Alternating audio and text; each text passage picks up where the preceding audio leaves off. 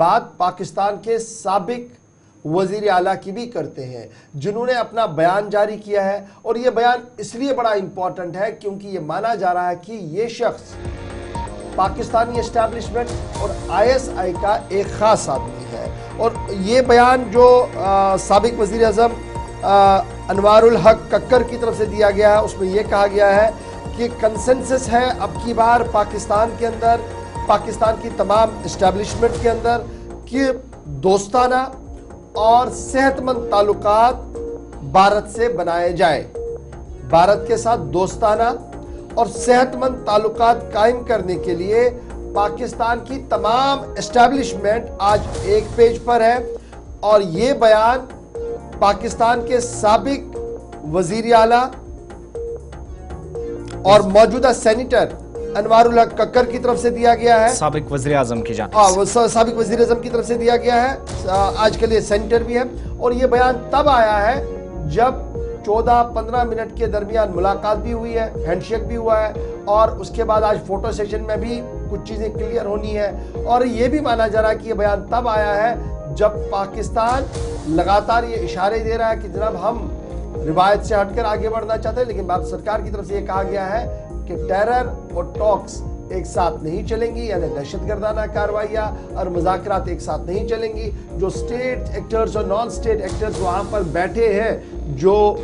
भारत के अंदर अपनी कार्रवाइयाँ करते हैं और भारत को कमज़ोर करने की कोशिश करते हैं, जब तक उनके खिलाफ बड़ी कार्रवाई नहीं होगी, मोस्ट वांटेड लिस्ट जो लिस्ट सौंपी गई है उनकी हवालगी का मामला आगे नहीं बढ़ता है, शायद तब तक मुज़ाकराती अमल आगे नहीं बढ़ेगा। भारत सरकार का अपना मौक़िफ़ है, लेकिन कक्कर का बयान तब सामने आया है जब डॉक्टर जयशंकर पाकिस्तान के अंदर मौजूद है। ये बड़ी बात इसलिए भी है क्योंकि एक तरफ जहां आप देख रहे हैं मुसलसल तज्ज़िया पाकिस्तानी मीडिया चैनल्स पर किया जा रहा है, नेशनल वहां टेलीविज़न चैनल्स पर गुफ्तगू शुनीद हो रही है कि बहुत सारी चीज़ें शायद नज़रअंदाज करनी पड़े। मसला कश्मीर पर बात आप जारी रखिएगा, लेकिन कुछ मामलात पर जहां भारत की जानिब से भी पेशरफ्त की गई है, बैनुल-अक़वामी सतह पर जितने भी बड़े स्टेजेस शेयर हुए, जहां पर भी बातचीत हुई, जिनमें से एक ये वाली तस्वीर भी शामिल है, तो वो ये मानते हैं, उनका तज्ज़िया कुछ इस तरह से है कि सूरत हाल बहुत हद तक बेहतर हुई है। भारत अगर काफ़ी आगे बढ़ गया है तो फिर दूसरी जानिब ये भी देखना चाहिए कि पाकिस्तान को भी अभी हिकमत अमली अपनी मजबूत तरीके से हो और ताल्लुकात बेहतर होंगी तो ही मामले पर बात होगी। आप यहाँ का मसला है मशरिक़ वस्ता के अंदर जाकर डिस्कस करेंगे, यूरोप और अमेरिका में, सेंट्रल एशिया में कहीं और जाकर डिस्कस करेंगे, तो इससे बात नहीं बनेगी। नंबर 1। नंबर 2,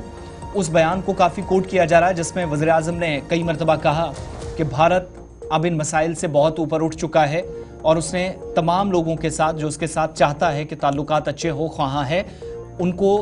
उनके साथ ताल्लुकात बेहतर बनाने की यहाँ से भी मस्बत पेशरफ्त होगी। नंबर 1। नंबर 2 स्टेटमेंट जो वज़ीर ख़ारजा